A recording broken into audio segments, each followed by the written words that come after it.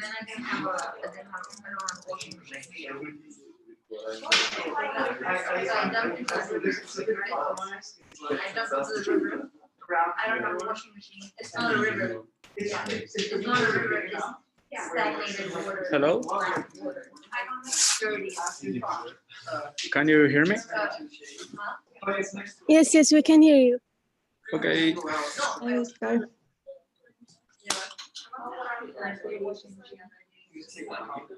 Okay, guys.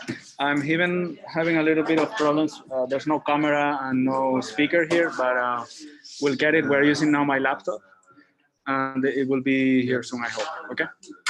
Okay. You can hear me well with this camera, see me well with this camera, and then with the screen share, and you can hear me on my laptop. We'll go like this, and then I hope that someone comes and helps us with this. Okay? Okay. Thank you.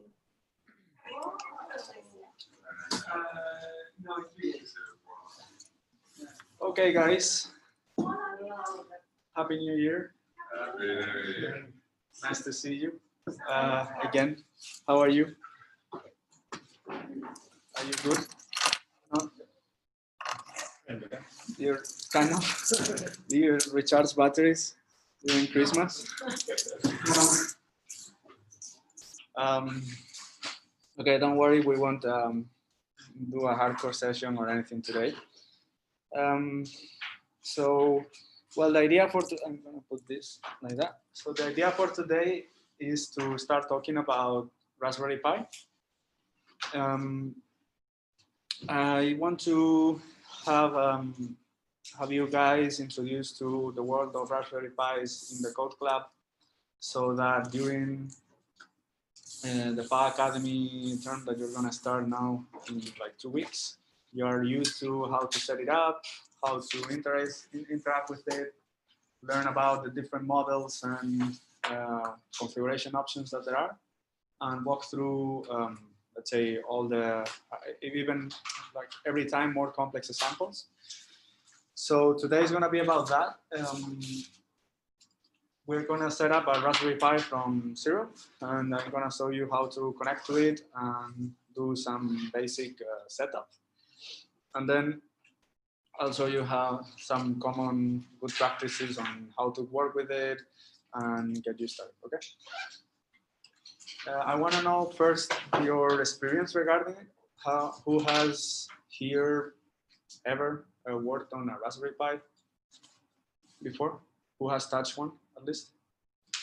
So about 1 years ago, and I've never used it.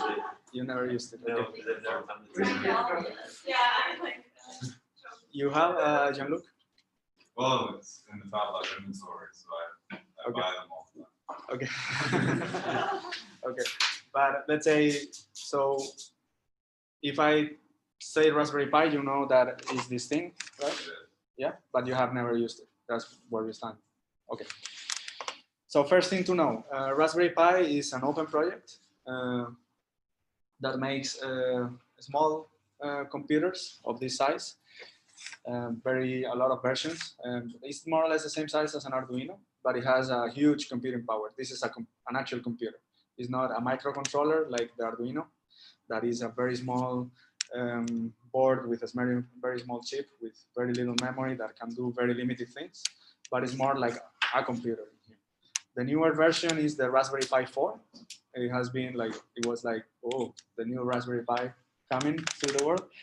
And it's almost like a laptop like this from 5 years ago. And for the cost of less than 100 euros, which is quite exciting. It has the possibility to connect a screen to it. It also has audio output. It has 4 USBs, Ethernet connection, Bluetooth, Wi-Fi, many things. And also it does one very nice thing, that is this rack here of these header pins expose direct connection to the microcontroller. So it's like an Arduino, but merged with a computer, more or less, to simplify. It works on 5 volts. So anything that that can give you 5 volts from the power outlet into a micro USB, or in the new one, USB-C, can power it. And as you can see, it's like very compact format. There are many different casings. You can put it outdoor conditions if you want in a casing, or in indoors. You can put it in the wall. It's like super tiny, and we'll see in a second that it gives you a full-fledged desktop environment if you want. And you can run Python, C++, whatever you want. And even I use it at home to play music, like high quality music with speakers. And I have like a setup there to just from my phone to launch music if I want. So you can do it for almost anything. Even people sell it as computer units and sell it as a part of big equipment. That for the cost of this one is, I think, is 40 euros. It's quite worth it. Also worth to learn and know how to use it. Okay, you can also put a camera. You can actually, in the new one, you have 2 HDMI ports, mini HDMI, so you can connect 2 screens, a projector even. And you also can put hats on it and put whatever you want. Like there's many people that do sensor shields, power shields to control machines. Like I have at home, I have an amplifier connected to it so that the audio is good. And I put 2 analog speakers. And I have like the nightmare of my neighbors when I play techno on Fridays. But yeah, that's it. The most important thing is this thing. This is the SD card. This is the whole hard drive of the Raspberry Pi that you can extract. This thing, without it, doesn't have any memory. It has some EPROM, and of course it has its RAM, but it's volatile. And the EPROM is just for configuration. This is the first step that you need to take when you get the Raspberry Pi. Normally, a good size for this is at least 16 gigabytes. 8 gigabytes is gonna be okay, but you're gonna be started. Would be limited if you want to do a lot of things with it. 32 gigabytes is already like a lot. If you want to go further, go for it. But I never used a Raspberry Pi with less than 8 and more than 32. If you're gonna buy one, if you want to buy the Raspberry Pi 4, and there are different options. The most expensive one is 8 gigabytes of RAM. So it's the same as my laptop for 80 euros. The lowest one I think is 2 gigabytes, which is already like for a computer this size is incredible. And the SD card, if you want to buy one, spend some euros on it because these things get corrupted a lot. Especially, we will see now that this thing, well, there's no safety here, so I can plug it and unplug it whenever there's access to it. So this could be accessing the SD card, and then all of a sudden this breaks, corrupted, and you have to reinstall everything. Blah, blah. So we spend some money on this to buy a good one that doesn't get corrupted often. Something like SanDisk or Kennington, things like this are good brands, and that's that. So I need to get, I think I don't have one, or maybe I do. No, I have one. So you need also one of these if you don't have an SD card slot in your laptop. So the first thing is to take the SD card. You go to raspberrypi.org, and here they have a software, and they have different versions of their operating system for the Pi. As you can imagine, this is not like there's just one. There's millions of them. I'm gonna give you the recommended one, but as soon as you get going with this, you will see more options. So you can go to raspberrypi.org, Raspberry Pi OS, and in here, this should be gone. Let me.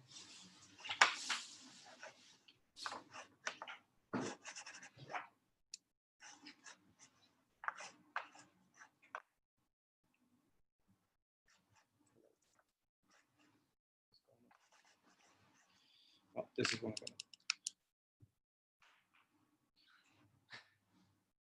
So here you have different models of the OS.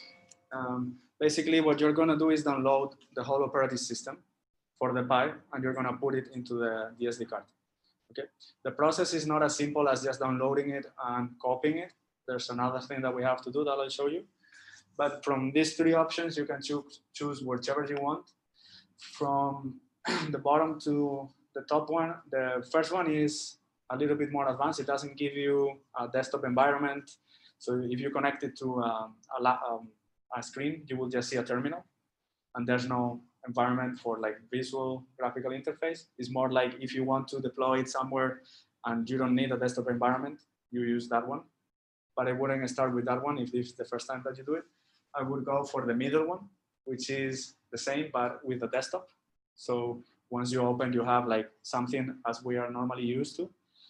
And then the top one is the same, but with some recommended software. Let's say, so installs Python, installs some libraries, some video handling things that otherwise you have to install yourself. I'm gonna go for the middle one. I already have this unit flashed, this SD card, but I'll show you how to do it. I won't do it because it takes like at least 10 minutes, but if it's very easy to replicate. So either you go here and download it, and it will download a zip file with it, or you can directly open and download a program that is called, will appear, this Raspberry Pi Imager, that basically will burn the image, the operating system that you download, it will put it into the SD card. What does that mean? By copying simply the files, it doesn't work. We have to give them more properties so that the Raspberry Pi understands that that is an operating system, okay? And that is what this thing does. Another options that you can choose are one called, actually I can have it. This is for programs to flash the OS into the SD card, okay? Is this one called Balena Etcher, is the same. You take the file, you take the SD card and flash it. And in the other one, in the Raspberry Pi, you take the OS, you take the SD card and you flash it. Here, there are all the options that you can, well, many options supported. The first two are the ones that I showed you in the website. Actually, this is the one that the Raspberry Pi with desktop. And then the other two are here. The light and the full one with recommended software is the same that we saw in the website here, okay? These two are the same. And since this is based in Linux, it's a Linux distribution, it's a Debian, actually, adapted for Raspberry Pi. You can take any other Linux if you want that supports the hardware and flash it into it. So here you have a lot of other options like LibreElec. This is called Kodi, is let's say like a media center that you could have in a Raspberry Pi to play videos, music, stuff like a home TV. Ubuntu, this is RetroPie, is to make it like a arcade machine. A lot of gaming ones. RISC OS, it's to develop what is called RISC-V. This is probably too much info, but I just say RISC-V is a new architecture for electronics. Very little information about this, but I think this is quite important.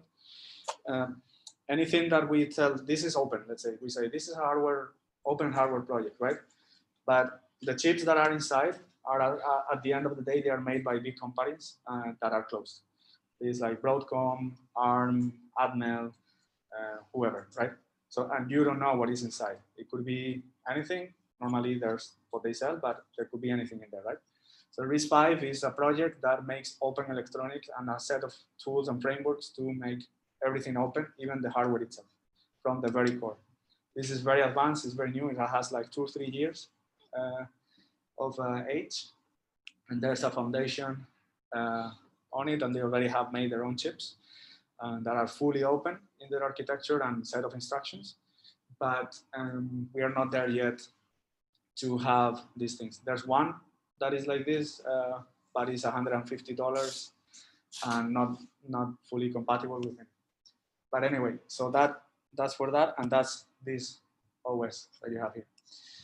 And then other things like you can delete the Raspberry Pi. So anyway, you select here the first one, you choose the SD card, and you flash it, and there will be, let's say, a bar here, a progress bar here, writing when it's done, you're done. Once you're done, you will see that there's this boot partition in the in the SD card. This is part of the OS, and you have access to it. It's one of the first places where you can start configuring things. You see that there's a lot of files that really are quite hardcore inside. I don't know what there is. There are distribution files and whatever. We don't take care much about what is in there, except for two files. The first one is called config. That is basically the configuration of the Raspberry Pi. Normally config. And in here, you could, whenever they tell you, if you want to connect two TVs, open your config file and edit it. Or if you want to allow for whatever audio amplifiers, you edit this file. As the basic setup, you don't have to touch it. The other one that I never remember exactly the name is called VPA, Supplicant Raspberry Pi, which is the file that is going to tell the Raspberry Pi how to connect to the world. Let's say you can define the Wi-Fi there, the Ethernet connection, if it has a public IP address, etc. before you start it, because it might be that you put this thing without a desktop environment. You just want to put it, let's say, on the rooftop, and you just want to turn it on and automatically connect to a Wi-Fi network. Then you can put it in this file. I'll show you, we will do it for IR Wi-Fi. And then you don't have to touch it, it will automatically connect. You don't have to do anything. So for that, I'm gonna cheat a little bit. I'll send you this repo as well. There are some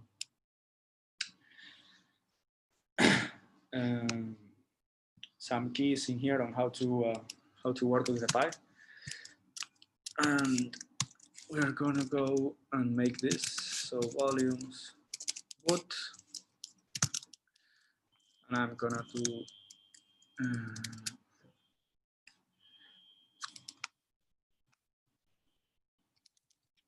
you can make this file however you want. Just open a text editor and save it in the SD card.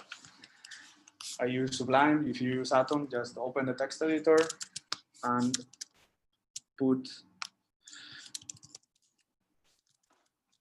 this thing here. So this thing here, what tells us is the interface that we want to configure, which in this case is Wi-Fi. So the only thing that I have to do here is go here and put IAC Wi-Fi, enter IAC 2013. And here I could even put, if I want, I could put ES, because I'm in Spain now. I save it. And down there it is, okay? So now, since this is in the Raspberry Pi, anytime that I boot the Raspberry Pi, it will connect directly to IAC Wi-Fi, and I don't have to touch anything else, okay? Another file that would be important, if you want to connect remotely to the Raspberry Pi without a screen. Imagine that we don't have a screen. We have this Raspberry Pi, we don't know where it comes from, or we don't have an HDMI cable. How do we connect to it? We will use something called SSH. That is a protocol to connect remotely to, let's say, computers in a safe way and using our beloved terminal. Imagine, for instance, I want to connect to I don't know, a server that I have. I can connect directly from here into a terminal into the other computer by using SSH. But of course, you have to allow that to happen. So for us to allow for that to happen, we have to put in the SD card another file that is as simple as SSH. So here, touch, I don't know if you remember, touch is just to create a file. SSH is to create a file so touch SSH is just creating a file called SSH. In this case, it doesn't have an extension or anything. Create it, and it's right here. And that means that when the Pi opens, it's gonna allow external communications to happen. So I can log in into the Raspberry Pi remotely as well. Also, this will all make sense as soon as I plug it in here, okay? Once I've done these two steps, Wi-Fi and SSH, I can extract this, okay? So I can eject this, that's fine. Take it out. Before I power anything in the Pi, I put the SD card in. And if I can, now these things are more stable, but everything that I'm gonna plug into the Raspberry Pi, I plug it in before power, so that everything boots already in the conditions that is gonna work, okay? So HDMI, USB, it has 4, it doesn't matter, whichever you like. And then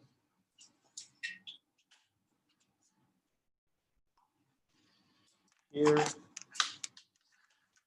I want you to pay attention. Here you will see 2 LEDs, 2 little lights. That one is red and the other one is green. As soon as I plug it, you see, red one means that there's power connected. Already something happening here. The other one means that we are accessing the SD card and that we are doing some operations with the memory. So you should never extract the SD card in that moment, even if the power is on, because you're gonna corrupt it for sure. It's like this little image in the old laptop or in old computers that it was like working, like the CPU or the file access was working. Here we already see, well, we see the power and we see some occasional green lights, but it will stop in a second. And basically here already we have our desktop environment. We have like menu, applications, we can browse the internet. We have already connected to Wi-Fi because we just connected with a VPA supplicant thing. Tells us the hour wrongly. And it says here this thing that SSH is enabled. I don't think that people at home will be able to see this because it will, I think it appears black. Yeah, sorry for those at home. The screen appears black. We are showing this screen, but there's actually something, but you don't see it, I'm sorry. And here it says SSH is enabled and the default password, etc. Means that someone can access to this computer remotely. They could do like harmful things if we don't protect it. But normally, since we have enabled it and there's nothing relevant still here yet, we'll keep it like this. So this keyboard is connected to the Pi. So, okay. You could also connect a mouse, it's fine, but I'm just gonna use this because the only thing I want to do is open a terminal. So terminal, and there we have a normal terminal for the Pi. So command, most important command that you need to remember is sudo. Sudo, you know what it is? Super user, exactly. So whatever you're gonna put afterward, it gives super user permissions. Raspi config. Oh, the keyword is in another language. Sudo Raspberry Pi configuration. So Raspi config. You can come closer if you want, if you are too far. All this as well, it's in the in the repository and files that I'll share with you afterwards. But it opens this configuration interface here. So here we have several options, like controlling the system settings, display, interface options, etc., etc. So the first thing, let me remember system options. Here I can configure the Wi-Fi, for instance. I could, if I want to connect to another network, I can configure it in here as well. I could configure the audio. I could change the password. I could change the host name. The host name is like when you have a lot of computers in a network, is the name that this computer uses to, let's say, publish itself, let's say, to make it available to other computers in the network so that they can find it. Actually, Raspberry Pi, let's call this mdef pi. So we will be able to find it on the network with that name. System options again. The password, we're not going to change it. Normally, the user that you have is called Pi. The password is. Oscar, I think your What? I don't know. Yeah, hi Oscar, it's Veronica. I think your computer is frozen. We can't see where you're typing. No. Is that we are seeing? Sorry for that. Is that we are seeing in the camera? Yeah. You will see a screen. No, we can see the screen. But the problem is that it appears black mostly. Está contra luz, no se ve nada. I will share with you all these instructions. There's not Okay. much I can do because this doesn't have any screen sharing option. Okay. I will share with you all these afterwards. Okay, don't worry, I'm gonna visit you. Okay, thank you. Don't worry. Okay, so the default, so the same way that you have a user on your computer, because when you log in, you say Oscar, Sergio, Clement, whatever, and you have a password, the Raspberry Pi is the same. So the user by default forever is called Pi, P-I, and the password is Raspberry by default. After that, you can change it. And of course, since everyone uses the same, it's not safe to keep it that way. But at the beginning, so the first time that you log in, it's gonna be Pi and Raspberry. The next thing, what else? Display options, nothing. Interface options. If you have a camera, you can enable it in here, but of course it has to be connected.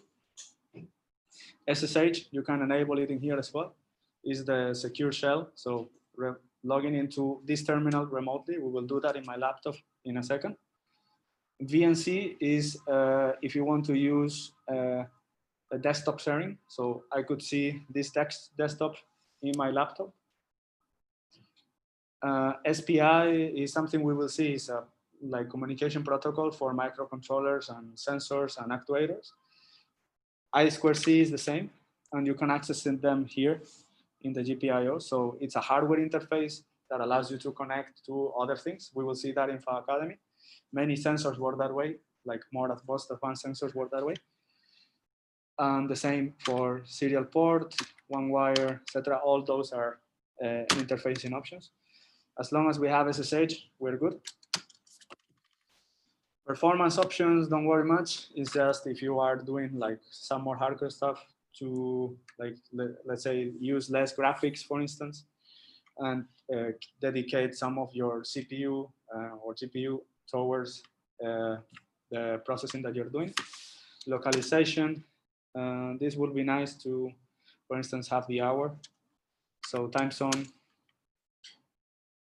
you could say Europe, and instead of London, we are in Madrid.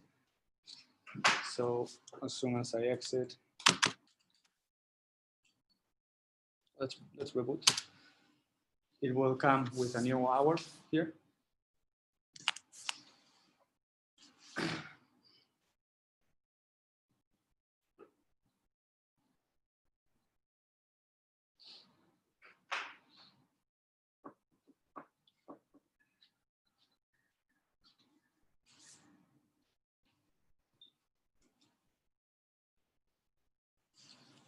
you can see, it's quite fast, honestly.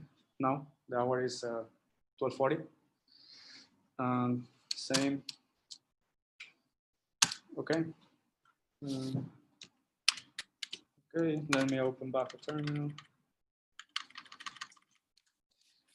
And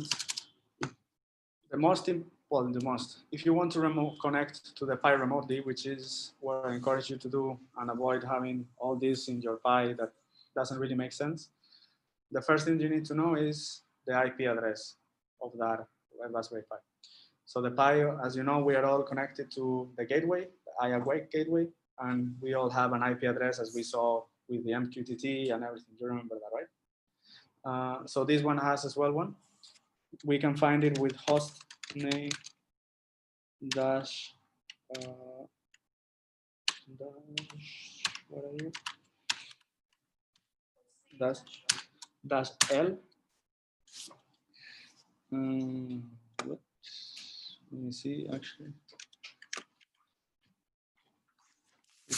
let me cheat a little bit.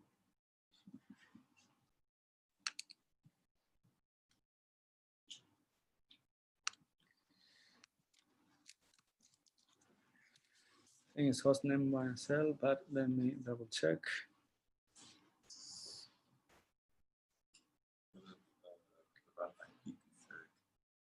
Yeah, well, hostname dash L should be. It gave me this. Let's do IP address. Okay, another one you can use, because I don't know if in this version it changed anything, is IP space ADDR for address. And here it will give you all the interfaces that you can, that are network interfaces. So Ethernet cable, LAN, anything. And in here it says an IP address is 172.168.1.0.108. So now it's time to connect remotely to the Raspberry Pi. And if I go to my laptop, the first parameter, let me move this so that you can see it. So from my laptop now, I'm gonna log in into here.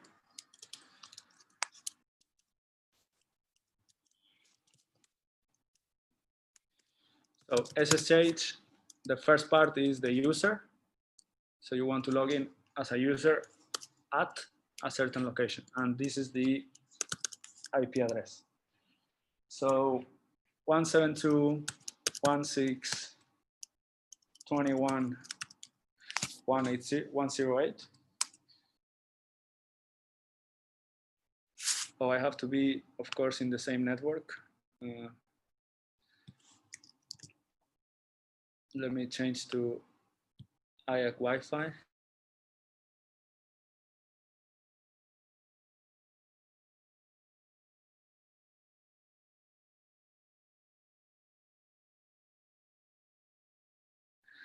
So I'm in IAC Wi-Fi now. And it then tells me, I don't know who this computer is. Should I trust it? And in this case, it's not like you just can type Y or anything. You have to type yes. So you say yes, enter. And now it asks me for the password. The password I told you before, Raspberry.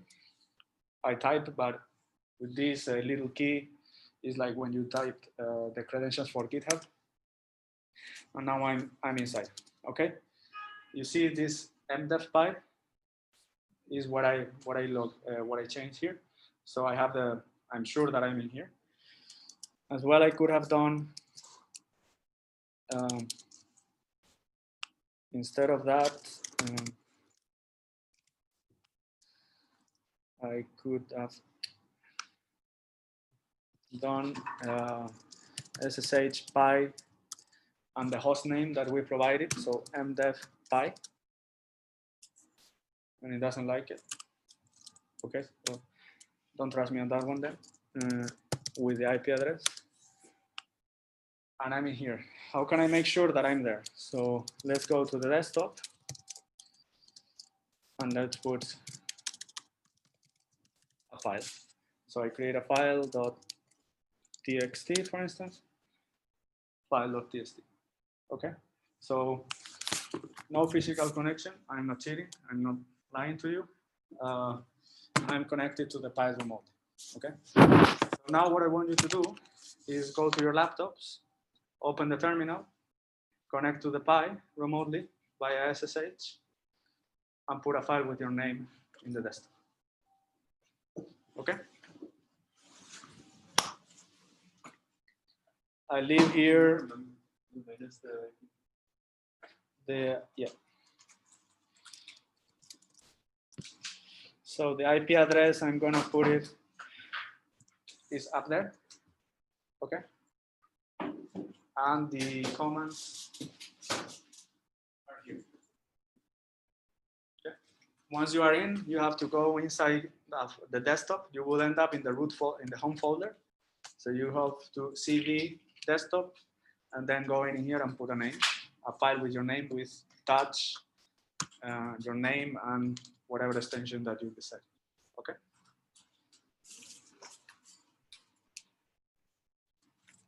Can you send that link? Yeah. Yep. Sorry. Of course, just one thing for those that are remotely, this won't work unless you are connected to the same network. We'll see at some during Power Academy how you can do this remotely. So imagine that I have a Raspberry Pi at home and I want to connect to it. How do we remotely connect when there's no local area network in it? Okay. Okay. So Clem. What was the password? Raspberry. It's always the same. Pi, Raspberry.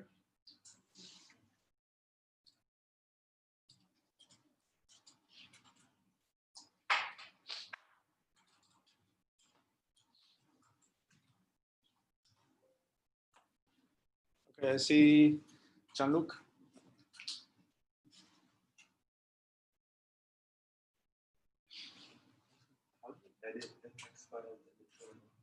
You can use either nano and then the name of the file, or vim or v. V is a little more difficult. Nano is a little easier. Okay. And then I'll show it in a second. But if you want to, nano blend.txt, and then I can have. Yeah.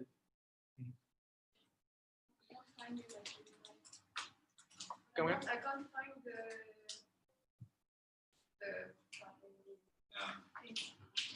I can't find it. What do you mean? You type SSH Pi and everything, and it doesn't. So you have to be connected to the same network as the Raspberry Pi. Are you connected to Yes, I think Wi-Fi? yes, I think that there is two. So maybe it's the other That one? No, it's that one. That's or not that. No, exactly. So it didn't work for me either. So you have to type the IP address of the Pi at 172.16.121. What? Up there, here. That is the IP address of the Pi. Okay. So what do I have to do now? So SSH Pi at that IP address. So here you have it actually here. SSH Pi at. Replace this with that number. Okay. No. Okay, see Sergio.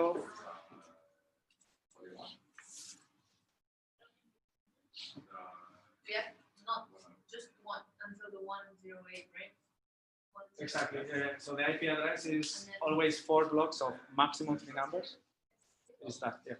And then it goes square brackets. No, it's just everything. So you replace the brackets, everything, including brackets, with the IP address.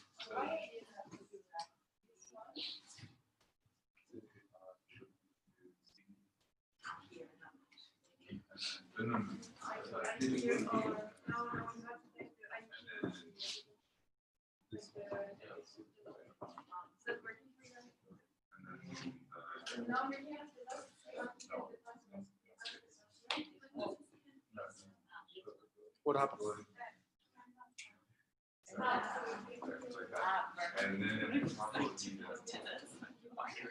Did you hack my project. Jean-Luc has been mysteriously. What? I'm not blaming you for the whole system crashing. No. You broke the internet. Said you over here like hacker gamer. Yeah. Like that shit. Pseudo destroy us or something. You said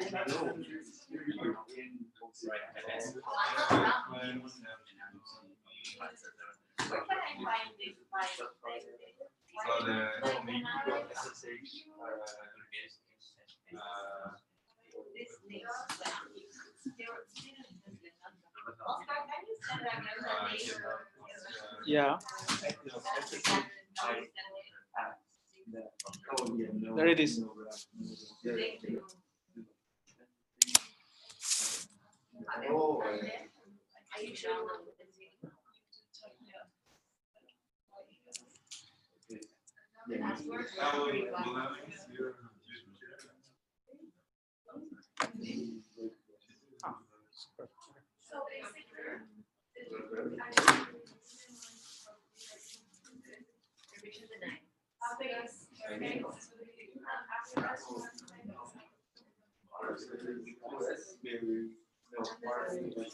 Okay, I see Josefina, Ruger, Morgi,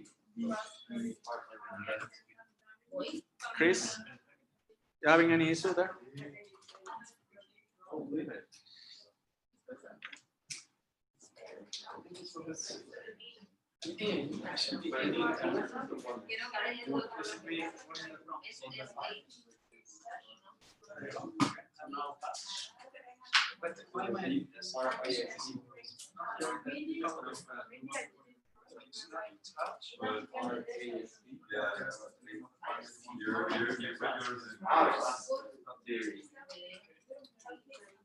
There you go.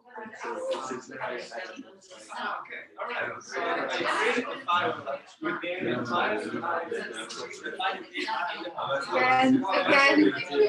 shoot. So I think I did a mistake because I didn't take like CD desktop, I just take touch file, so I created a file, but we don't know where is it, right? So now you created in home file. Okay, so I forgot to do CD desktop. a lot of people did. So, guys, I know your activity in the Raspberry Pi. I see that some people didn't change to desktop. Yeah. Like, for instance, Sergio, Jose, Morgi, Anais, and Clem. So we wanted them here. So for that, you need to go CD desktop and then. CD desktop. Okay. So yours is there. It's in the both places. That's fine. Hannah? No, but see, I already see it in here. So it's good.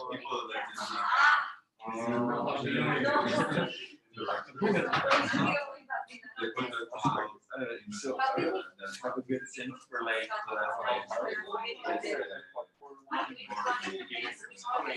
say I wanted to do like some computation, like run a theory computation, dealing with like a bunch of data.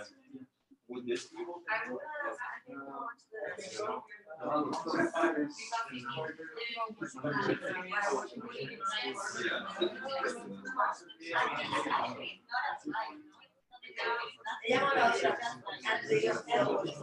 Oh, yeah. You could absolutely.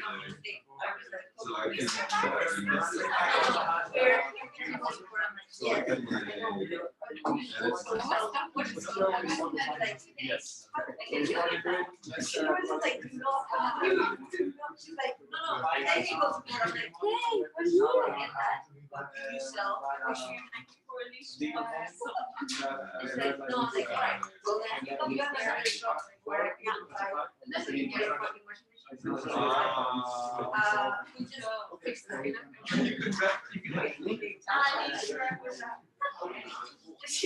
Going with my Raspberry Pi 3 that I bought 3 years ago, and then if I'm able to do some cool stuff, then I might upgrade.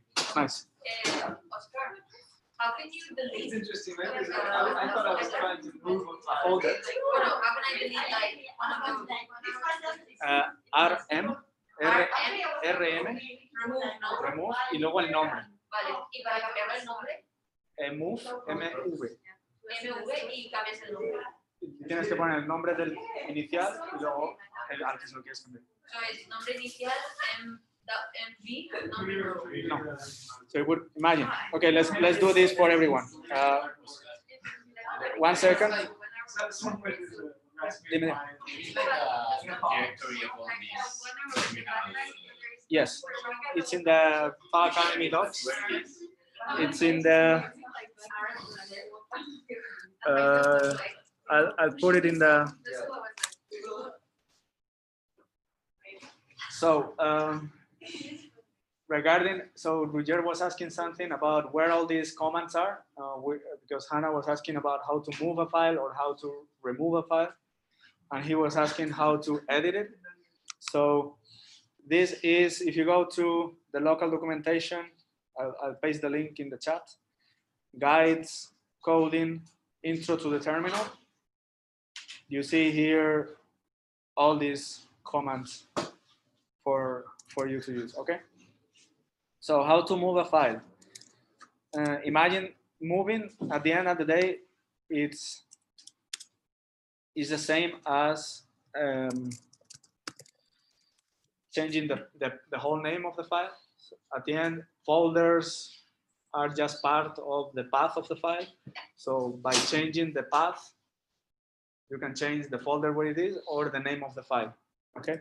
So imagine that here, one of the people that didn't CD and put files into the home folder of the file, imagine that I wanted to move one of them, okay? I wanted to move one of them to the desktop, and also I wanted to rename it, for instance, okay? I'm gonna do, for instance, with the first one, file.analyze. So MV is to move, okay? First, I need the file name of the actual one. So in this case, file.analyze, and then the new name. So I'm gonna put analyze.txt, for instance. If I list, now I change the name. The same applies for if I want to move it to another directory. It's the same command. So move analyze.txt to desktop / analyze.txt.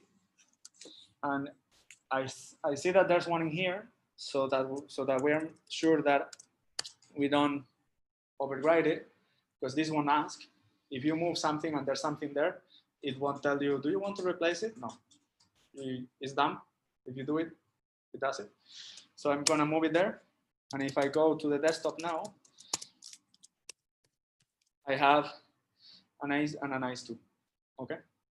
So both of them are there now. If I go back, I now can see, I could remove the ones that are not here, but that are here by mistake. So I could just say RM, for instance, Clem.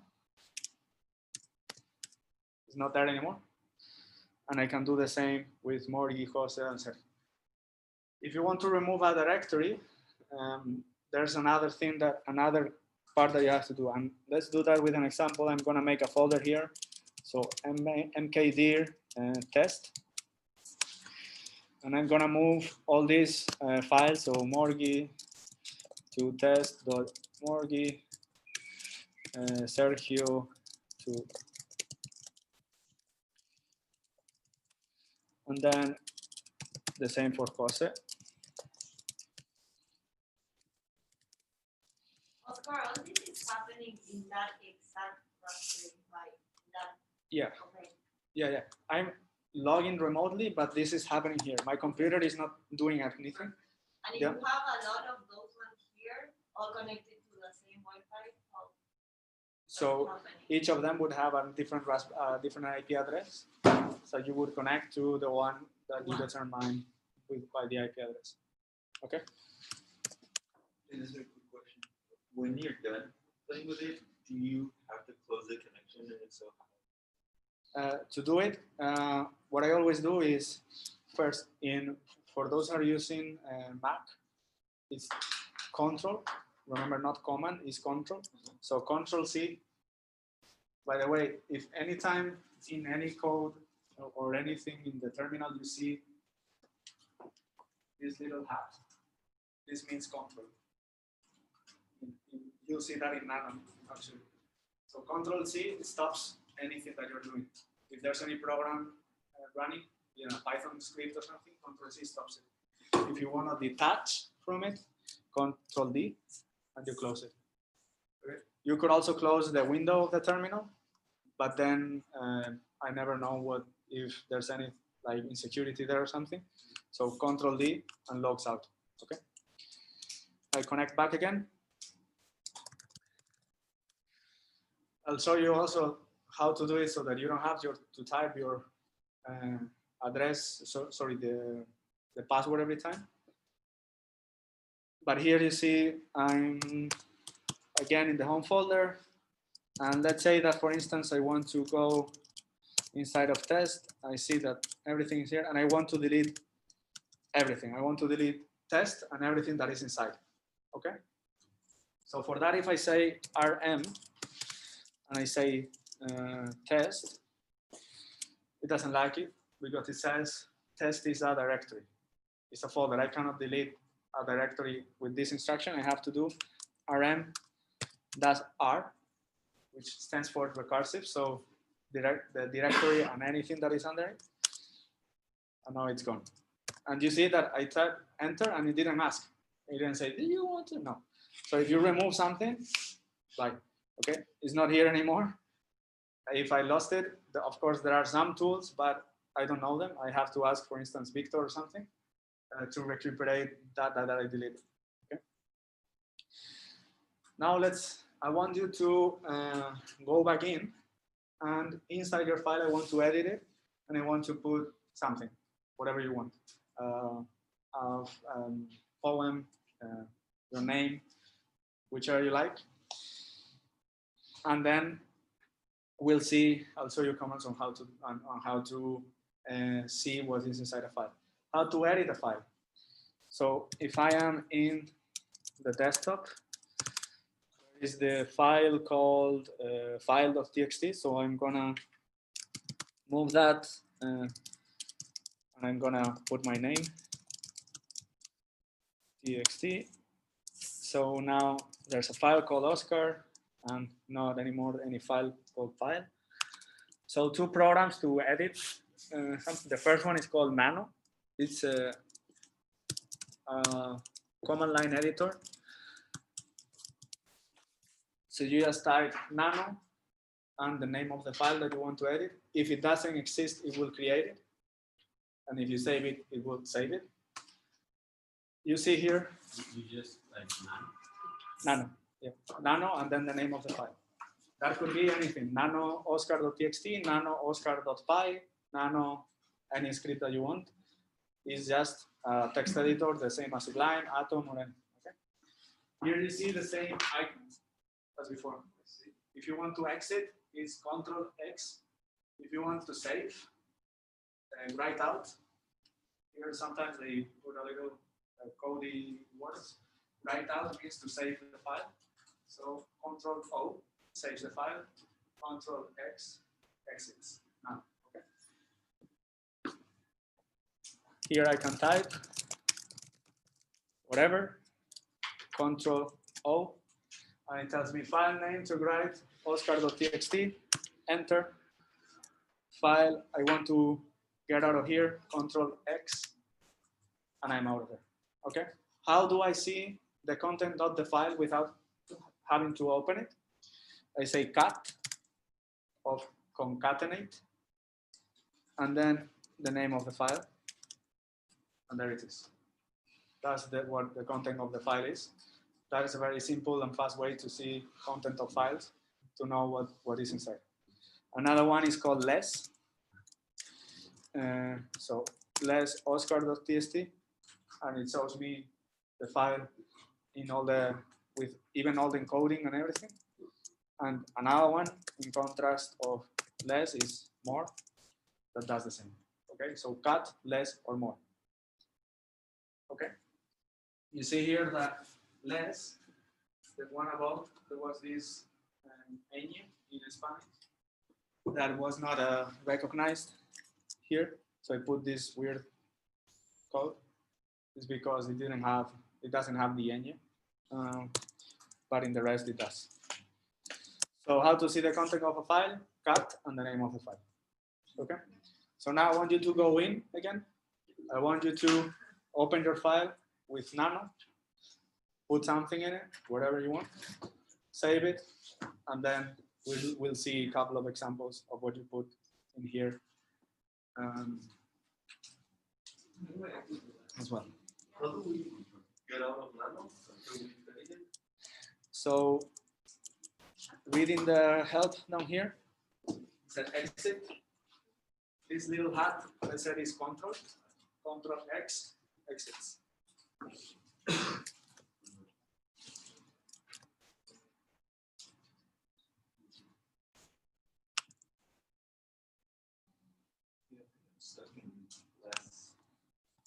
Yeah, how do you exit the less? Less is with Q. Q? Normally is either Control C, Q, or escape to exit. Except Beam, that is none of the above, and I'll show you in a second.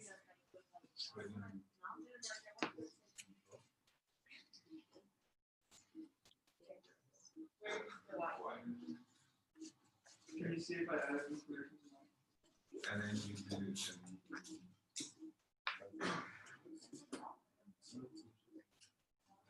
How do you say you? How do you say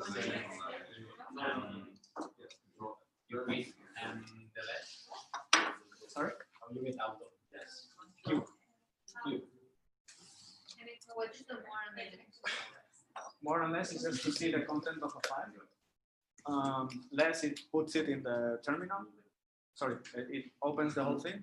More, it just spits the content in line. And what's the cat? The same. It's the same. All three are the same programs. So that it sounds familiar more or less if you see them somewhere. That is just to see the content of a file. What is I probably like you wanted to fire like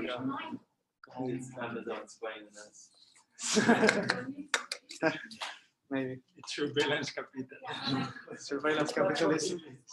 That's good. Is Python installed in the Python? I think so. Yeah. We Let's go see. touch hello world.py and then Python 2.7. It's probably by default.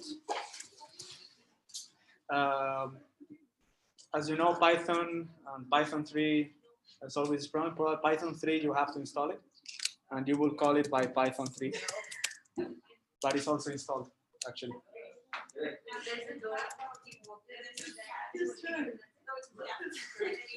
Okay, so you're done.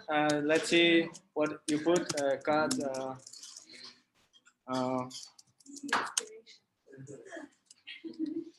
Okay, can you read it for us? What did the chief say when he saw himself in the mirror?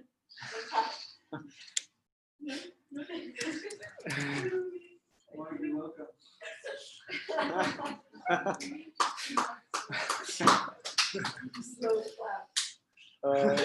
Okay. Let's see, Chris, did you put anything on your file? I thought I did, but I guess not. Did you save it before I exiting? didn't save it. How can we say it? Control. So let's see. You see here. This is actually like self. So Control O is write out, which is the same as save. So if you write something and you say Control O, it's saved. Okay. And then even if you don't do that, when you do Control X, it's to exit. Then it will ask you, do you want to save it? This time it will ask you, and if you say yes, then it will save. So imagine here, I say da da da da da da, Control X, and it says save modifier, and then you say yes, file name to write the same, and now I put that, and there is my change. Okay. Ooh, you know what I think I did? I created a new file called chris.text. Ah, okay. Ah, there we go. Welcome to my file. This is where you're able to verify that I have added information to my file. Thank you. Thank you for visiting. Okay. I have like this. Learning how to edit a file in a Raspberry Pi. Okay. So you already know. You already know how to log in remotely to a Raspberry Pi, edit files, create them, save them. Now let's imagine, let's do a real case scenario. Let's say. So imagine that writing something in the editor here is not very comfortable. Honestly, it's not like the best text editor. It's much better to use Atom or Sublime or any other that you like, more or less hacky. But at the end, it's not the best experience. Let's say if you want to navigate files and everything, it's always like, unless you are very experienced, it's not easy. So let's imagine that I want to, for instance, make a, I don't know what this is. Just close it, close it, close it. Same, and I want to, for instance, I don't know, I'm gonna copy all this. I'm gonna create a new file and edit it in my computer. Okay, so I feel more comfortable editing here. I could make it into Markdown. I could review everything, and then I want to send all of this to the Raspberry Pi without having to copy things manually. So I'm gonna save this in my desktop, so in my computer's desktop. List commands.md, and this is in my personal desktop. So if I go to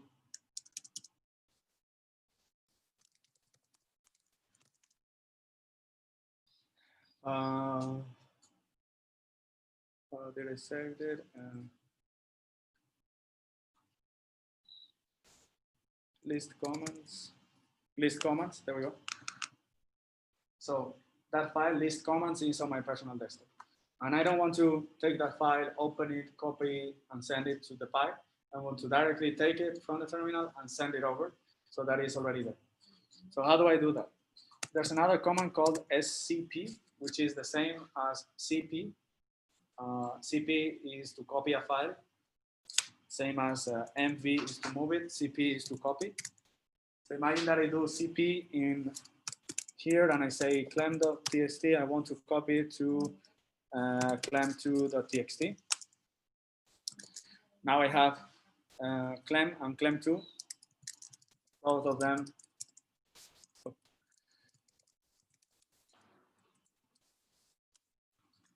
Hello everyone. And the other one, clem2, should be a copy, so it's the same. I just made a copy that is cp, the name of the file that I want to copy, and the name of the file that I want to copy to. Well, the same applies for copying things remotely to a Raspberry Pi. That is done with scp. The first is the file that I want to transfer, so it's going to be list comments.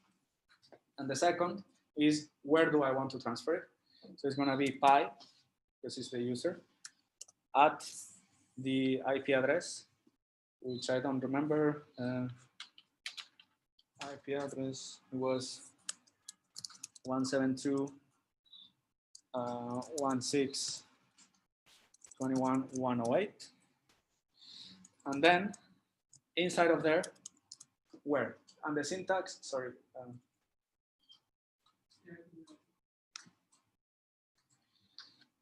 Let me put this here. So the syntax is SCP, the name of the file, and then where do I want it? First, I need to say where physically, so that IP address, and then colon, yeah, colon slash, and then what I wanted. So in this case, is home desktop. Okay, enter. It asks for the password. Permission denied. They're typing wrong.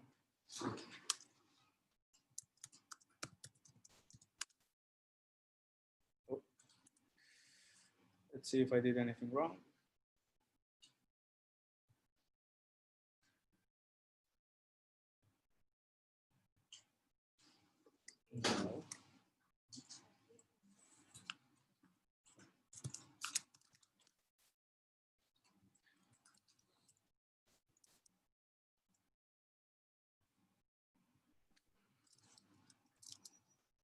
No. Okay. Sorry, I did this wrong. It's not that. It's home Pi desktop. So transfer it again, Raspberry, sending it, and now here, this is the file in here, so I already transferred it. This is good if we imagine that at some point during the File Academy or whenever you want, you are doing coding in your computer, and then you want to send it over to the file. SCP is your friend. Okay, so SCP and the file that I want to transfer. Since I'm in the desktop, I just put the name of the file, the user to which I want to send it to, the IP address, then the directory in which I want it. So in this case, it's home by desktop. So now what I want you to do is make a file in your laptop and send it over with SCP to a new folder that we're going to create. That is not desktop. It is going to be SCP. Where do you put the file on your computer? On the local machine? In my computer, it's in the desktop.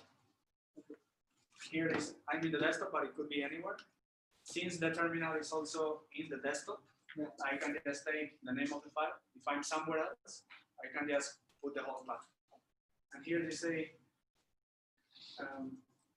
the command is going to be a little bit different. Instead of that, it's going to be like that, because I just created a folder called SCP in the desktop of the file. So I want you to copy something that you make, whatever you want, from your computer. It can even be an image, if you like, whatever you like, into there.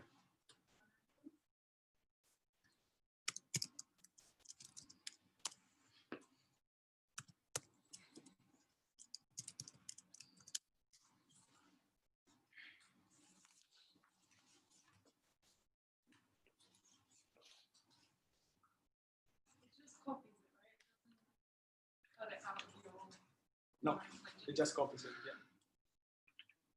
Yeah.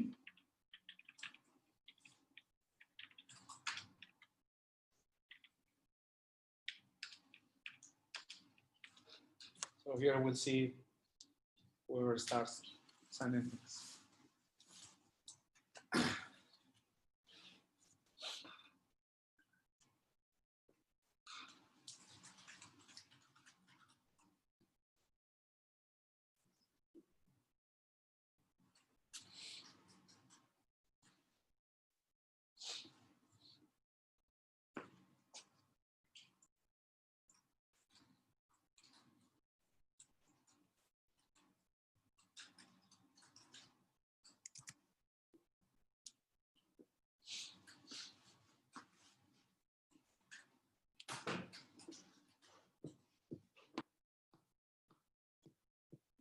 SCP/file name, or just that?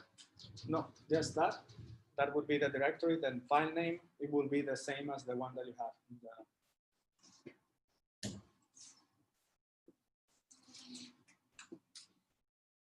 Okay.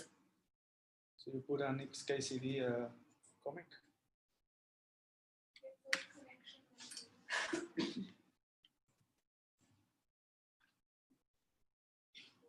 Either you are in a different directory or the password was wrong.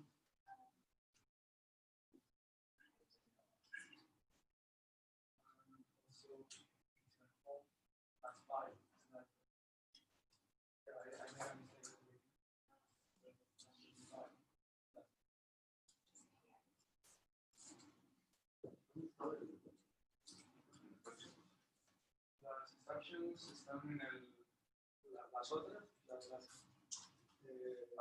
están en el red.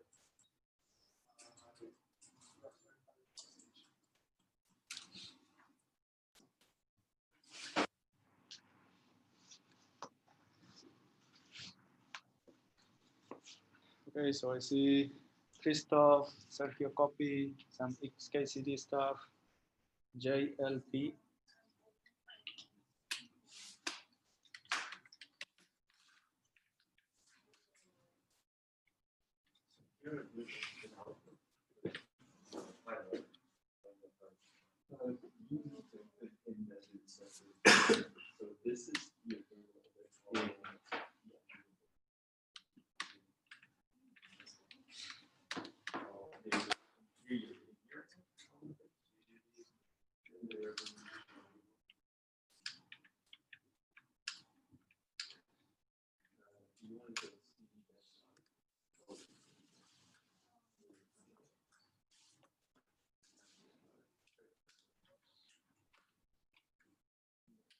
So this is your Roski's content.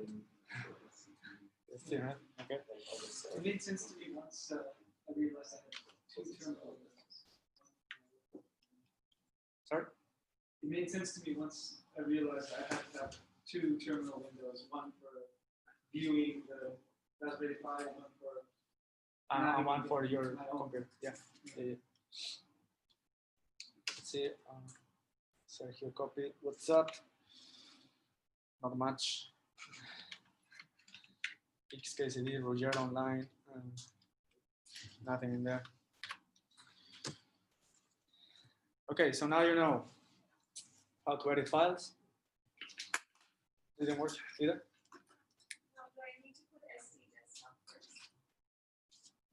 No, so in here, since we're in our local laptop, so in our own computer, at the beginning, whatever the file is in your laptop, if you're not in the same folder, you have to cd to that.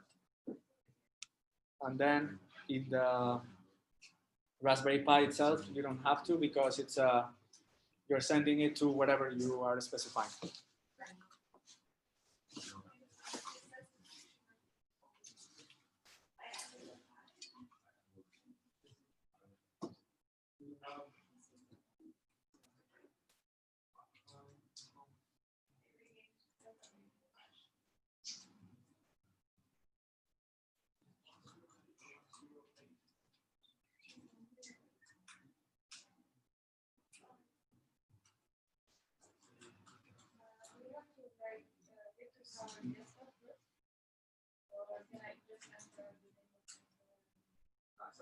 So this is for your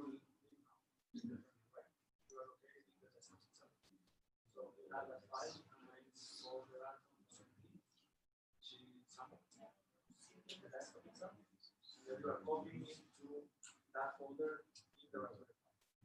Right now you're copying it to the desktop of the file, so you don't have to say cd directly.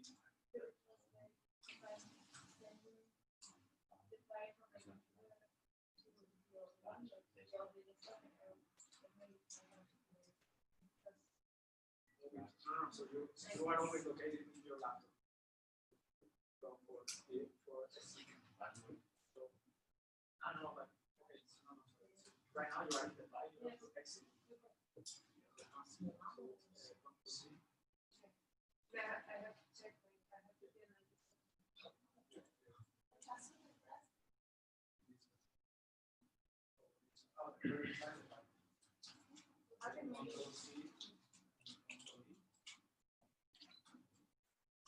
Now you're in your home folder, so you have to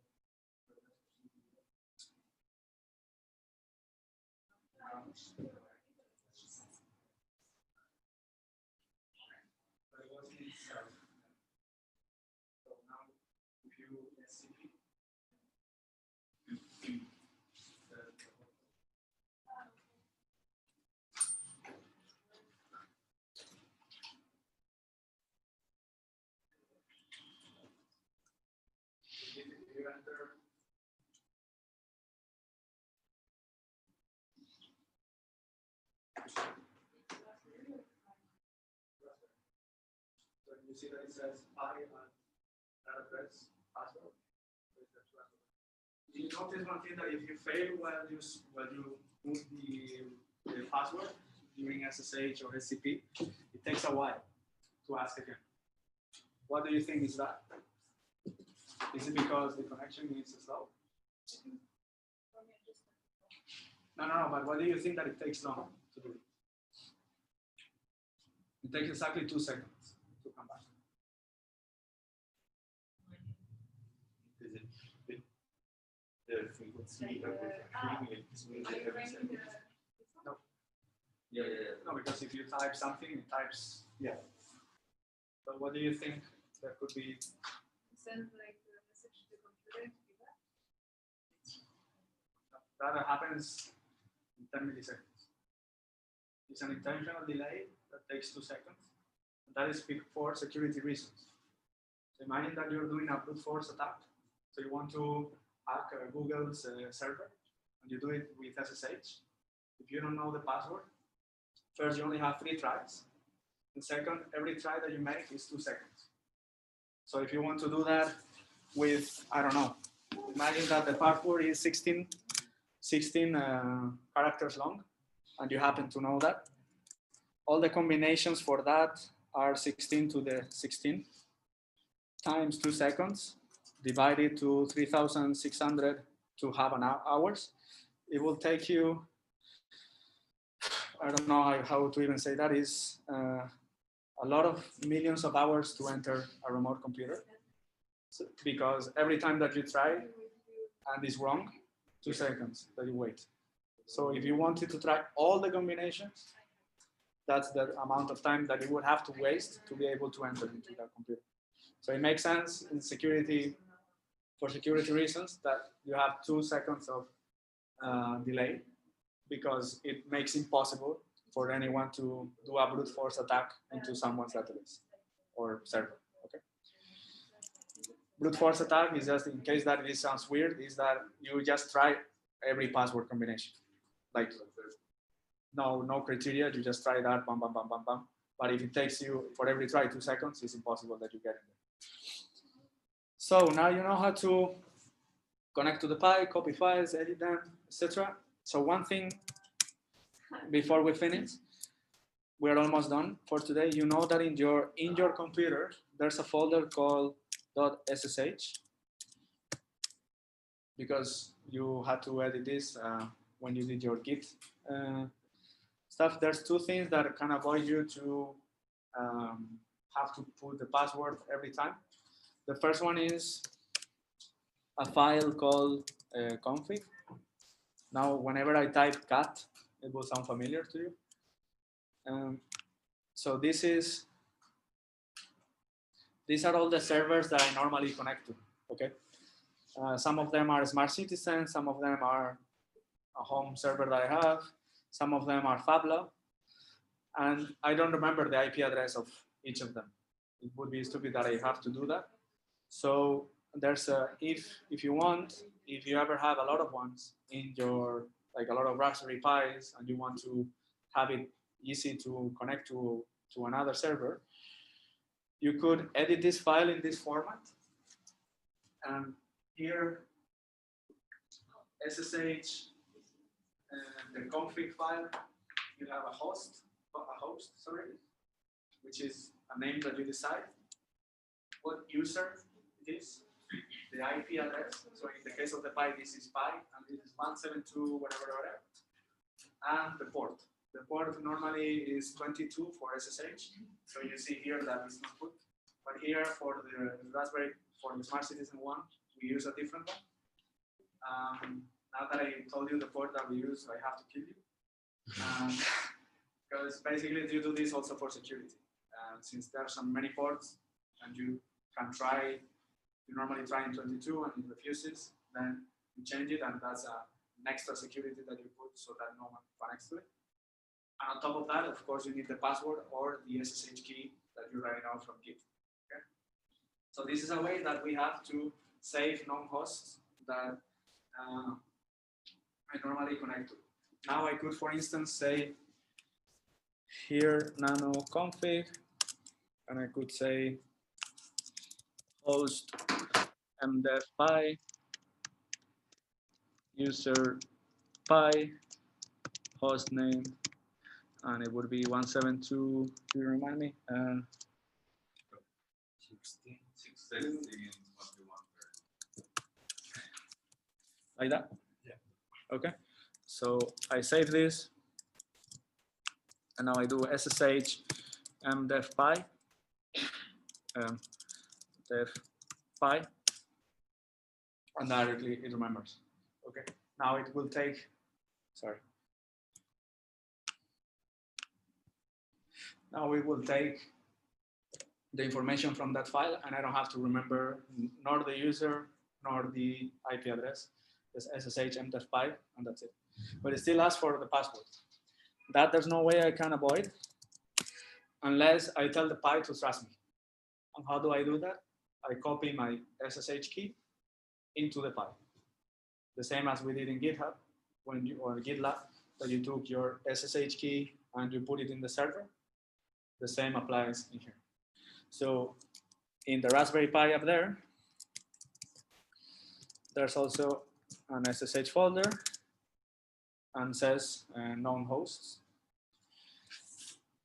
And I will create, how was this?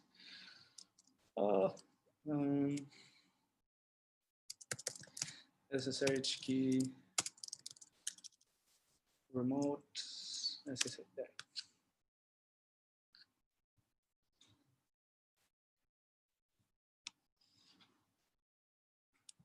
Authorized keys. So in the Raspberry Pi, I could make a file called authorized keys. And here I would put my public key. So cut ID RSA, and then PV copy, and then I put it in here. That's my public SSH key that anyone has. Actually, if you go to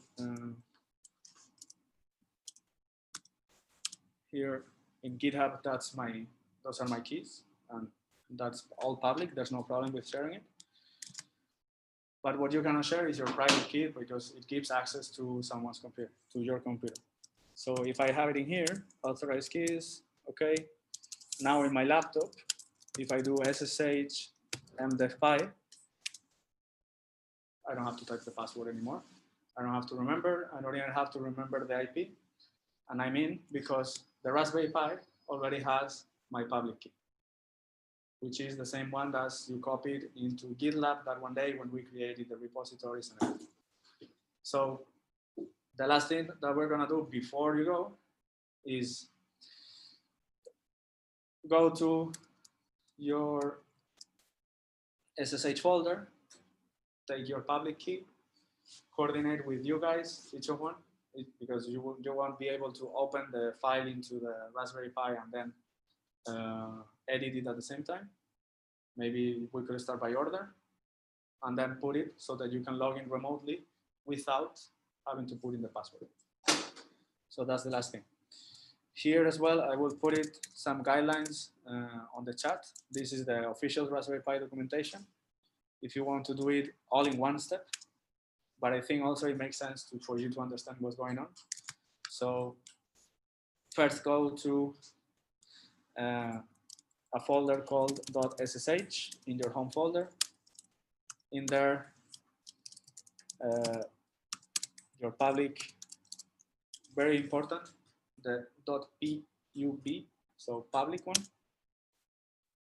Take that, copy it, and put it into the Raspberry Pi authorized keys. Here, okay, a new line for each of them, and then you try to log in again into the Pi without having to type the password. Okay. Maybe what I suggest is that whenever, instead of doing it by order, whenever you have your key ready to copy it, raise your hand, and the first one that raises the hand edits the file in the file. so that we don't write many of us at the same time on the same file. Okay? So whenever you are ready, first thing, go to .ssh, copy the public key. Once you're ready with that, raise your hand. The same, this key is the same as the one that you did already. I'm not telling actually anything. I mean, I know this is a lot of info. So first you have to git get our SSH key. Not to Git. The Git is is another client that we will use for this, but it's the same steps that you follow here. This step, actually, if you just take that step, it will copy your SSH key, or it will show it to you, and that exists because otherwise you wouldn't be able to connect to GitLab. Whenever you have that, raise your hand. Just this first step. Huh? This one no, because you can generate another one. Just this. If some of this is too much info or you don't know what we're talking about, I see some weird faces. Please ask. A mí no me encuentra el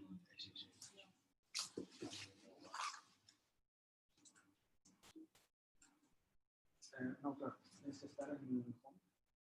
Esto es SSH dentro del desktop, tienes que estar en el curly que es el home. Entonces, ahora estás en home.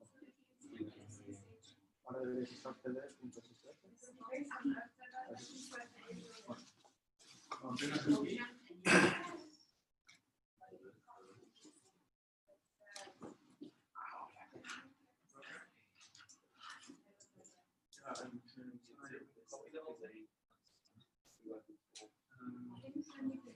It's the link from the Zoom. SSH into the pipe. Oh, how's that project? Yeah.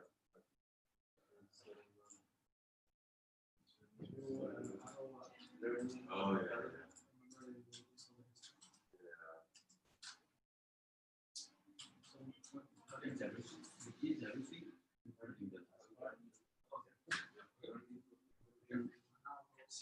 SSH. Go insert. Nano authorized keys. Yeah.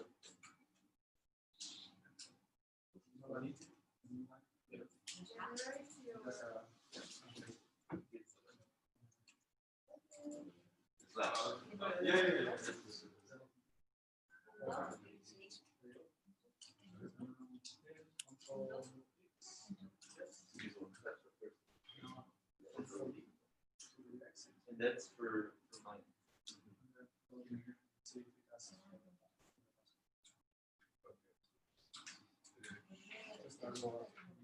Oh.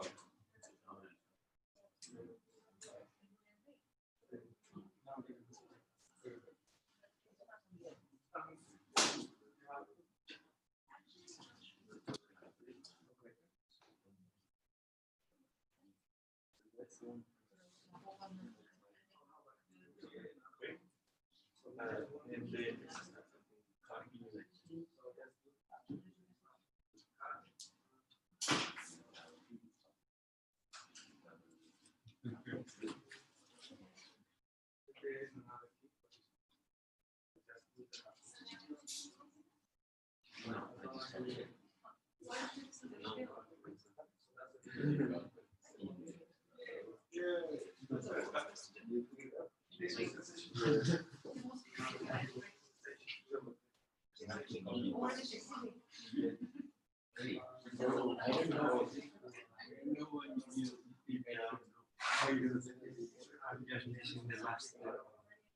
so once you got I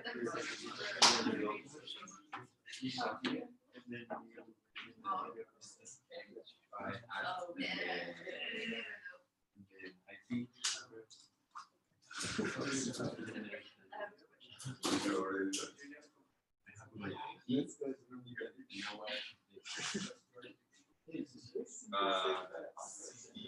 Yes. It's really cool.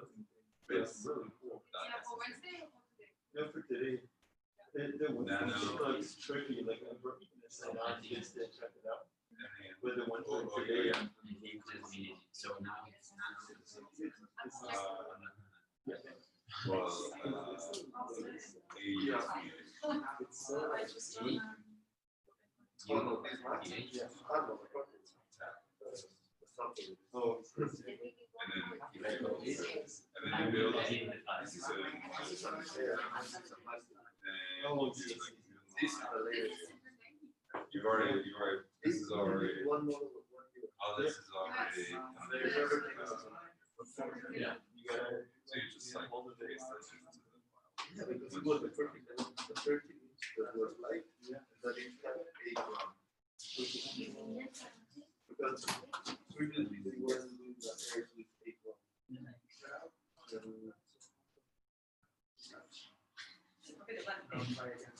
yeah, there is not.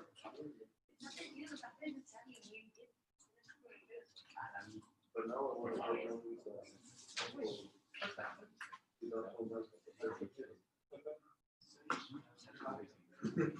well, whenever it's like an expensive to see. Well, when I'm done with this, I guess in 1 or 2 days. Also, because you go to the doesn't have any. Oh. So, I don't know anything else there, right? It doesn't mean it's that's what I was thinking. And the future will just be rising. Gonna have some personal protection, personal protection keyboard. Yeah. projection point that we did move. I don't see it so far when you were like something like this, you put it in the test. Yeah, it takes a keyboard, it takes the skin.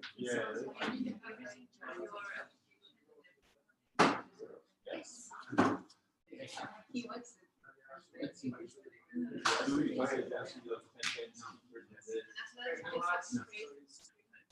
You have the, so I'm gonna say once. If this is not already like. You have to copy the output of the key. You copy from SSH to the end. If you did this as you did, already copied it. If you copy it, comment. Yeah. So now you have to go into the file. From here or to this? Into the file.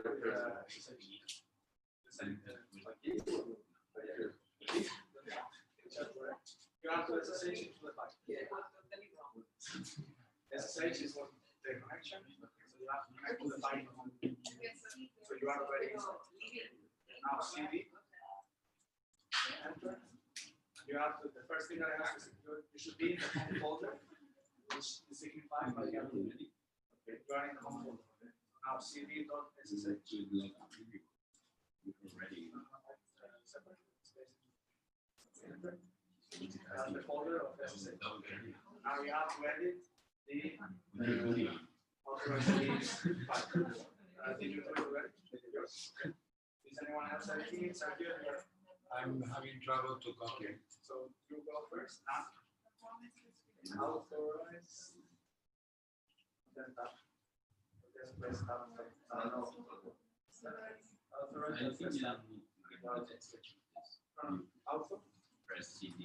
Oh. So the first one is mine, Jandu, Jasmine, Clement. So at the end, I'm ready. I think place.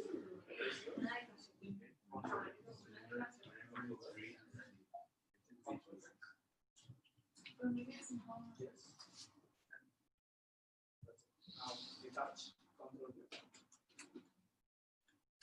And then try to log in again. And don't ask for, it won't ask for the password. SSH. Go to buy, oh, yeah.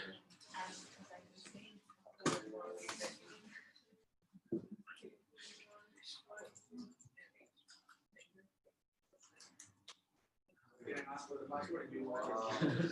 So now you don't have to find the password. If I would only authorize the whole login with SSH key instead of password, which means that even if I know the password to the file, I don't let anyone unless I previously have gone into the file and put that person's key, which means that it's super secure. Of course, in here it doesn't matter, but that would be a server that has all tablet data, all your project data, and that way no one can get into the computer unless you grant them access. They can hack it. So, if you want to go next, now that you're an expert in this,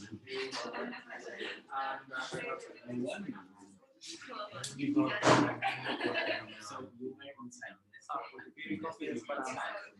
para Windows es click. Click. Y el mismo comando.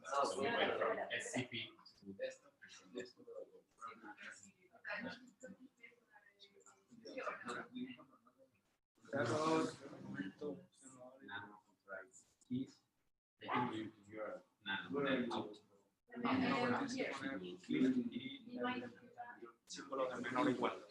De menor.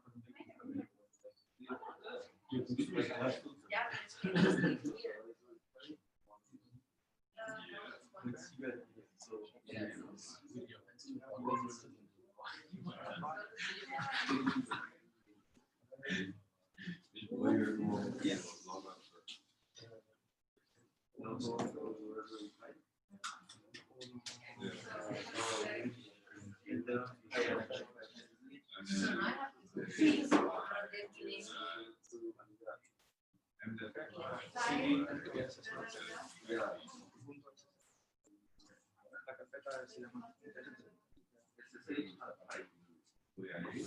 ahora nano.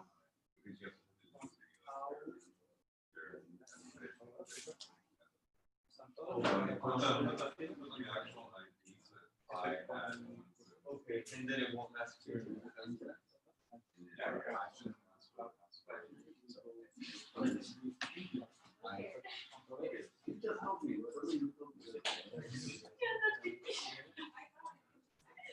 Salto de la paz. Y ahora volteas otra vez. Es el último comando.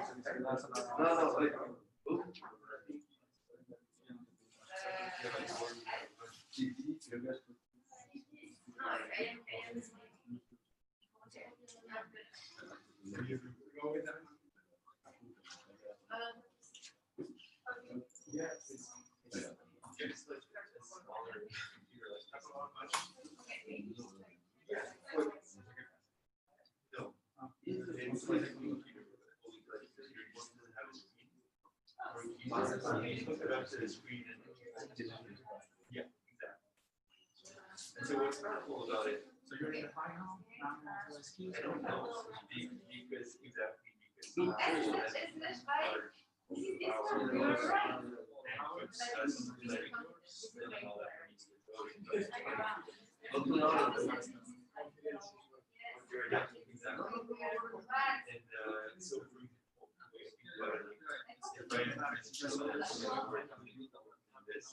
let's say like I want to do like an artwork in public space with like a projector, audio, whatever. I'm gonna say Raspberry Pi. Yeah, exactly. I probably might make this center, but or like if you want to embed a Raspberry Pi, like if you want to put it in your okay. Or if you have a Raspberry Pi that's water you plant in space, then it's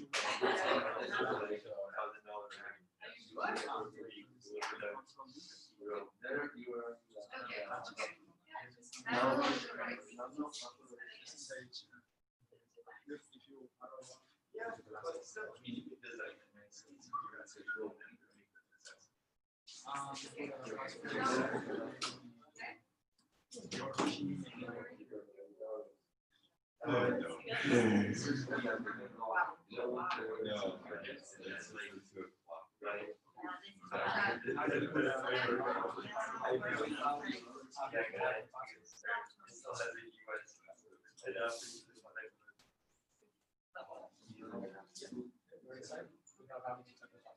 Just yours because when you create your SSH, so then you have password inside of Oh. every time you have because I was the ones and I told you. But that's your passport? Oh, is the passport of the key or when you generate it? And then it has the clear circle, which is. But it didn't ask you from the passport to get into the passport. Only to decide for the message outside of that passport.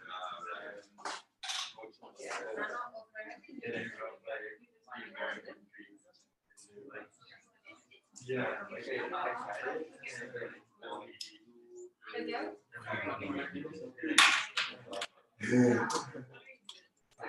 So,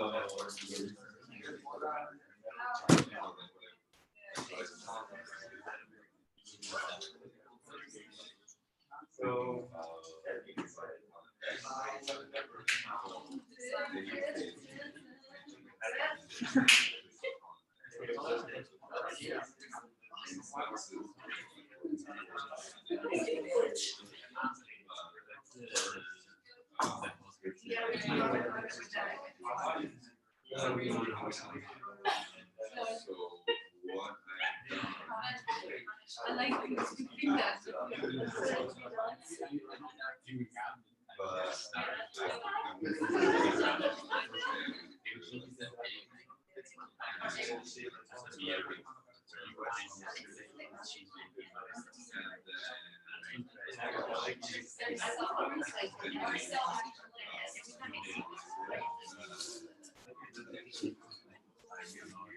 And then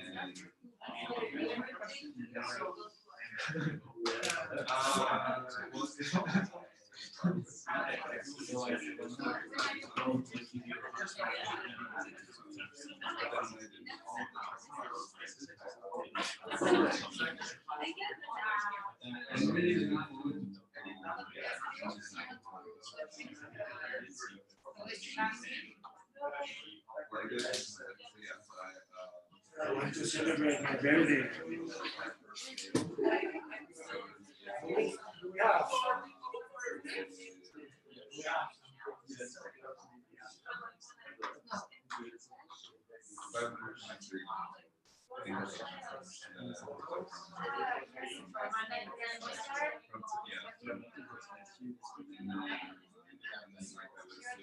I didn't think to be honest,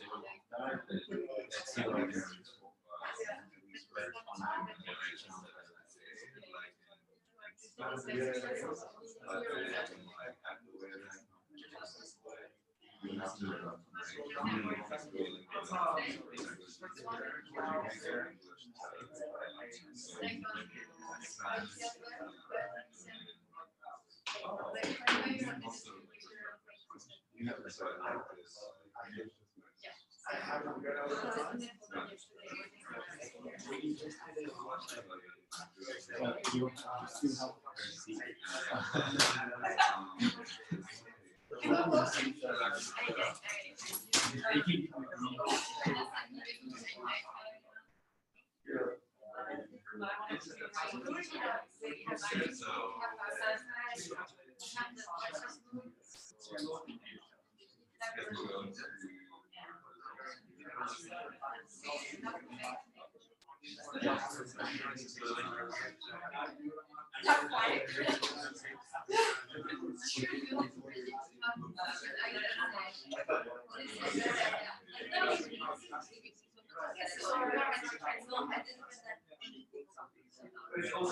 I just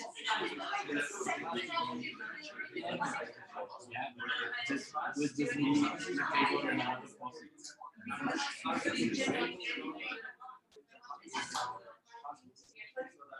I couldn't see. I couldn't see it was more from like where you are in the world rather than.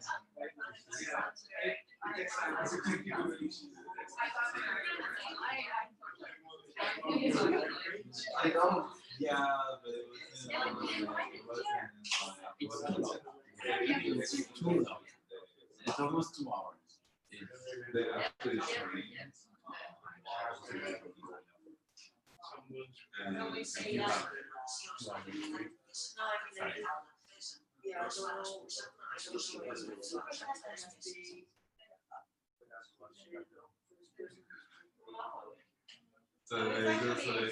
they use neural network to train them all, and then that's how it's. Because if you put it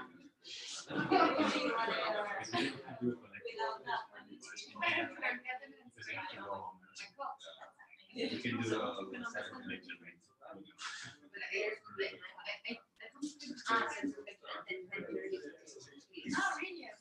machine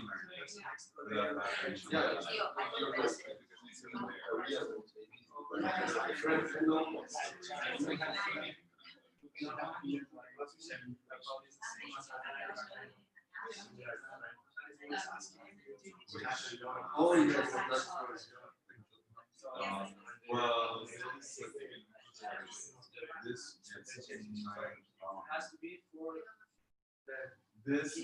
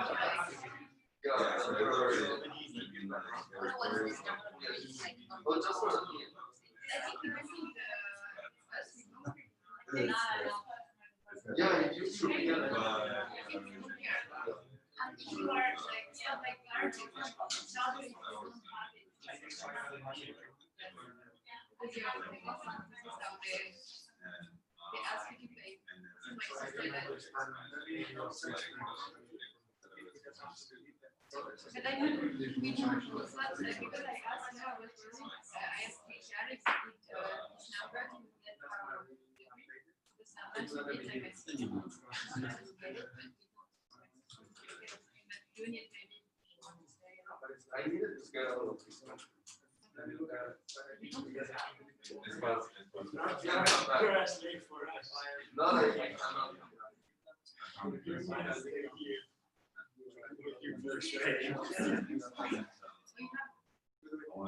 go there. And see like what they're doing.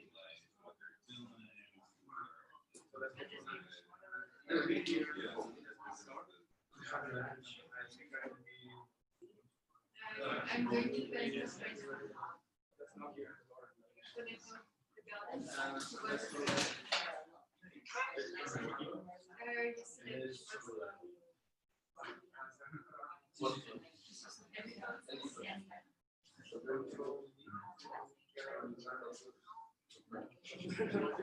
Why do you take care of it?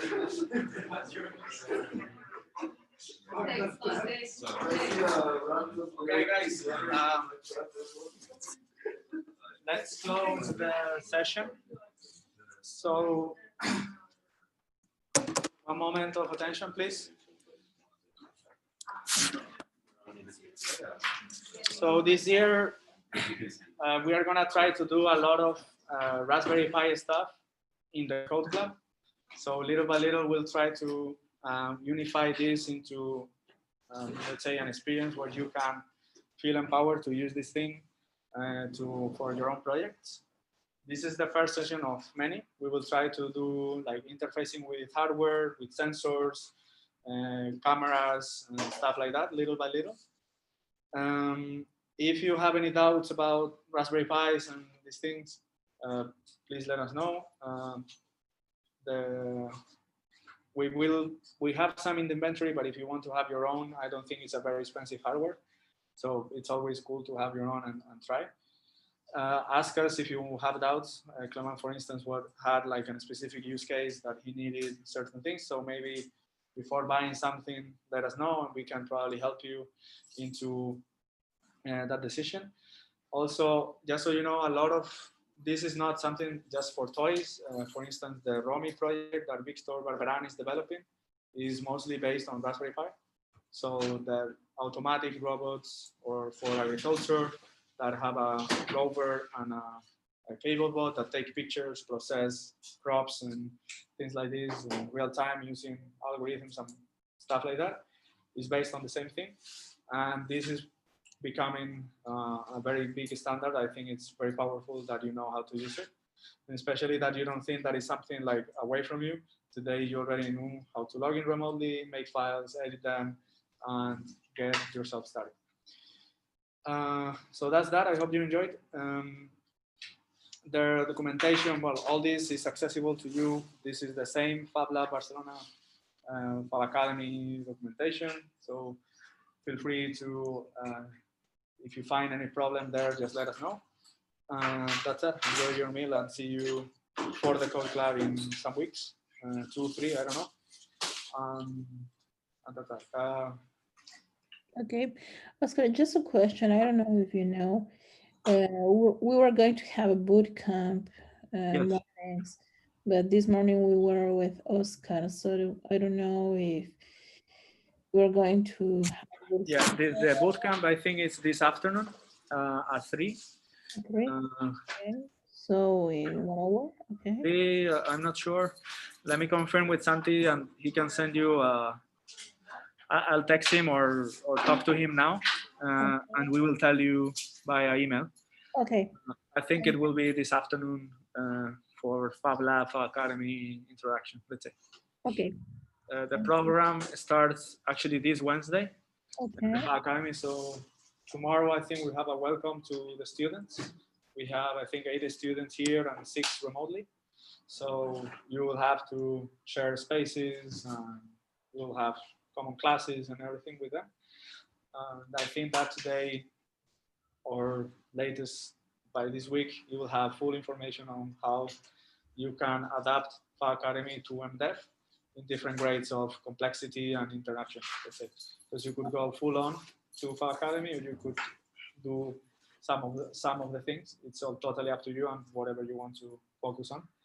Some people, just to let you know, some people that are MDev alumni from last year are presenting this Wednesday for Fab Academy final project to the whole world, to all the Fab Labs in the world. So if you want to join and see and root for the people graduating, Wednesday in the afternoon at 3 p.m., they will be presenting in the main hall.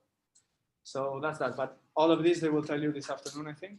And now enjoy your lunch break. Okay. Hope you had a nice time. Okay. Yeah. Thank you. Bye. Bye-bye.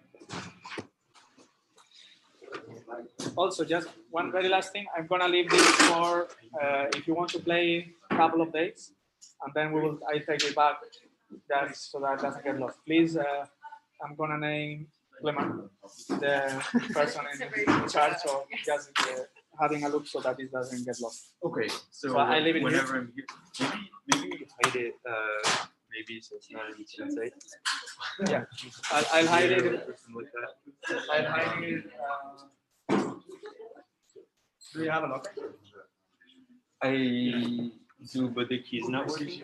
Okay, don't worry. So then I'll leave it. Yeah, leave it here. I'll come check on it. And that's just the key position. Yeah, that gets really hard when you are doing a lot of video processing. Right. So normally you want Is that. it some sort of GPU? No, I don't think so for this one. No. There's The video processing goes on CPU. I think so. There's other ones, the Jetson Nano, which is these NVIDIA ones that do processing as well for machine learning and computer vision.